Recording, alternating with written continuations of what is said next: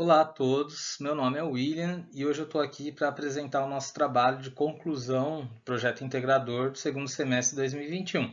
O título é A Disciplina de História na Educação Infantil e suas adaptações curriculares para estudantes com deficiência visual. É um relatório técnico-científico apresentado à disciplina de projeto integrador para o curso de Pedagogia da Universidade Virtual do Estado de São Paulo, Univesp. Os integrantes do trabalho são a Graziela Mattioli de Oliveira, Juliana Carla Fleiria Pimenta, Sandra Pereira da Silva e eu, William Prada Silvério. Nosso polo é Américo Brasiliense. E a pergunta orientadora do nosso trabalho foi quais seriam as melhores formas de realizar a adaptação curricular do estudante com deficiência visual. Primeiramente, nos deparamos com um cenário ainda incipiente da inclusão da educação especial dentro das escolas, por uma análise de dados um pouco defasados, mas que já nos revelam que a educação especial ainda há muito o que percorrer para de fato ser viabilizada, principalmente nas escolas públicas. Para que a inclusão ocorra de maneira exitosa, é necessário que haja uma abordagem educacional inclusiva, atrelada ao currículo, acompanhando aí as inúmeras necessidades que surgem em nosso tempo atual e que respeite as diferenças entre as crianças, jovens e estudantes. A educação brasileira ainda está realmente engatinhando nesse processo, principalmente quando tratamos de temas como os materiais didáticos adaptados. Além disso, não podemos esquecer que as práticas didáticas dos profissionais da educação devem ser consideradas, assim como a valorização e a formação continuada desses profissionais. E também a aceitação de toda a sociedade em relação aos estudantes e público-alvo da educação especial. O objetivo geral do presente projeto, então, é elaborar sugestões de melhoria para os materiais didáticos, principalmente dentro aí da disciplina de História. O trabalho foi estruturado em etapas com objetivos específicos que, sistematizados, construirão a visão do todo, iluminando caminhos de possíveis soluções. Como estudantes de pedagogia que pretendem impulsionar uma educação libertadora, entendemos que intervenções pedagógicas como a que o presente projeto se propõe são fundamentais para eliminar possíveis defasagens entre ensino e aprendizagem de estudantes com deficiência visual e os demais, a fim de lhes garantir uma formação autônoma. Por isso, nos empenharemos para sistematizar os problemas que encontramos no meio educacional dos estudantes com deficiência visual e propor sugestões de materiais adaptados que efetivamente favoreçam o ensino-aprendizagem e sua formação como sujeitos autônomos e pensantes. O referencial teórico que embasou nossa pesquisa se dá com Kátia Regina Moreno Caiado e Eucief Salzano Mazzini. A Kátia, ela vai trazer para nós uma visão do histórico desse estudante com deficiência visual ou mesmo aí outra deficiência, a gente pode aplicar a mesma metodologia. Por quê? Porque ela sugere que o professor, o profissional que vai atuar com esse estudante, ele tem que fazer a escuta desse estudante, né? Seus anseios, suas experiências, quais são as lembranças armazenadas dele em relação à escola, qual é o comportamento dele com a instituição, como ele interage com essa instituição. Então, é uma visão introspectiva do aluno, mas que é necessário que o professor tenha esse domínio. Já a Elci Mazzini, ela destaca a necessidade de retomar a história das pessoas com deficiência, com a finalidade de conhecer suas maneiras de aprendizado, suas interações e dificuldades, pois as histórias podem apontar potenciais a serem alcançados, cabendo às áreas de conhecimento pesquisar como poderão contribuir nesse sentido. Então é necessário fazer uma investigação por essas autoras. Já o outro teórico utilizado foi o psicólogo bielorrusso Levi Vygotsky, cujos estudos, especialmente a abordagem histórico-cultural, trouxeram uma imensa contribuição à educação, particularmente ao ensino da língua escrita. O autor foca sua análise sobre a dimensão sociocultural do conhecimento. As pessoas aprendem na relação com os outros, num dado contexto histórico, dialético, valendo-se principalmente da linguagem, poderoso instrumento de mediação e organização do pensamento. As obras selecionadas do Vygotsky estão apresentadas.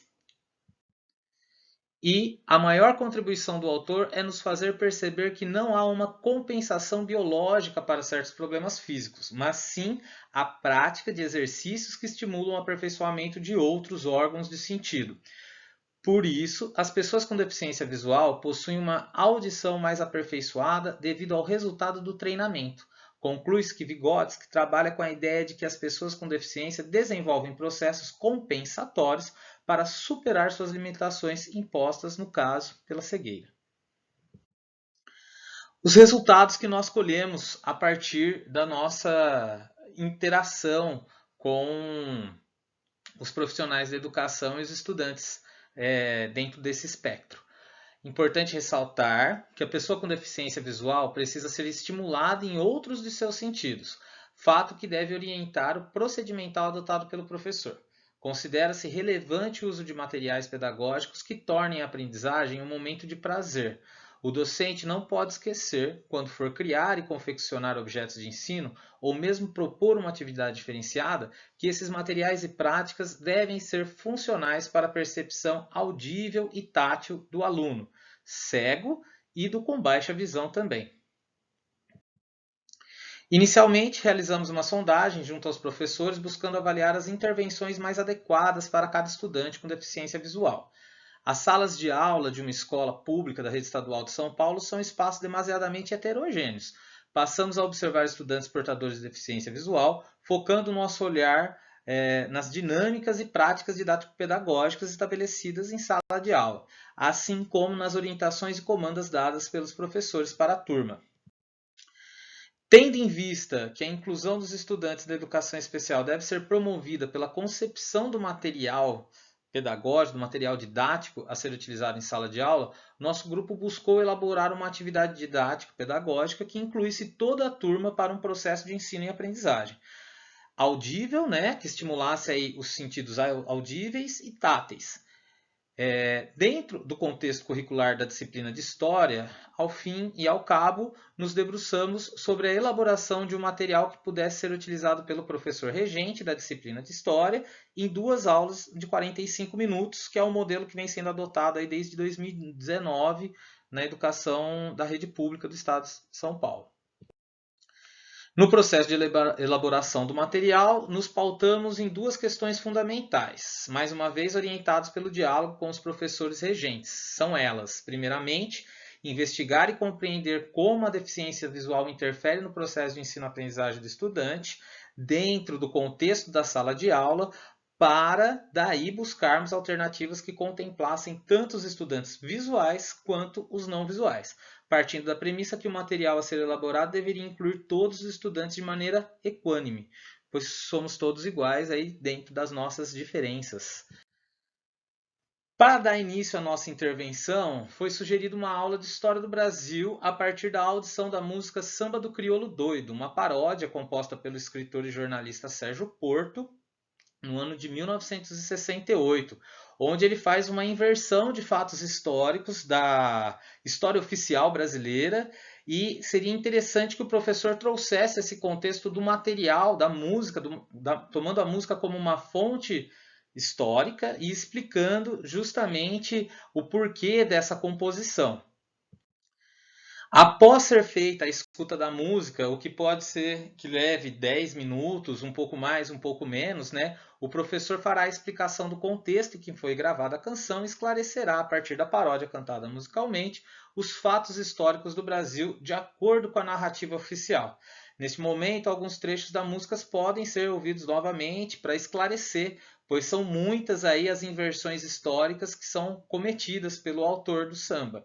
Essa dinâmica ela pode durar de 30 até 40 minutos, dependendo da articulação com a turma, Num segundo momento, a partir dessa explicação do professor, então, os estudantes devem ser orientados a se dividir em grupos e confeccionar uma linha do tempo em cartolina, utilizando o emborrachado EVA, papel cartão, película de policloreto, de vinila, PVC, diversos tipos de papéis, palito de fósforo, linha barbante, botões, alfinetes, velcro, tampas de refrigerantes e demais objetos que fizessem referências aos personagens citados na canção. A intenção seria justamente caracterizar os personagens com os elementos ali em alto relevo dentro da linha do tempo. A linha que nós vemos acima é uma linha tradicional em 2D. A ideia seria elaborar um material em 3D para que o estudante com baixa visão ou cego tivesse esse referencial após ouvir a música, né? Portanto, aí os personagens citados na canção deveriam ser referenciados dessa forma, situando os acontecimentos narrados e caracterizando os fatos em alto relevo na composição do cartaz. Essa dinâmica ela pode ocupar todo o restante do tempo da aula. A intenção é integrar os estudantes em um mesmo projeto, visando concretizar a adaptação curricular. Seria esse o nosso projeto integrador. E aqui fica uma mensagem que toda criança possui características, interesses, habilidades e necessidades de aprendizagem, que são únicas. Muito obrigado a todos.